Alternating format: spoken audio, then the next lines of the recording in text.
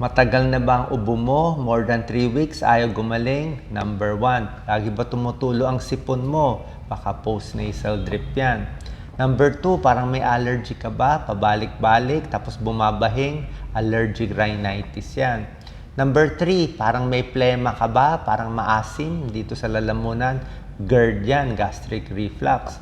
Number 4, may sound ba? May huni, may wheezing? Asthma yan. Number 5, meron bang mahina ang baga? Di ba? Nilalagnat sa hapon, may plema, baka tuberculosis. Number 6, heavy smoker. Di ba?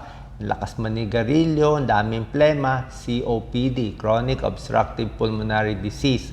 Number 7, heavy smoker, ayaw tumigil, namamayat, ay magpapa-x-ray tayo, baka lung cancer yan. Ito yung mga possibilities sa mga chronic cough. 1-minute tips po.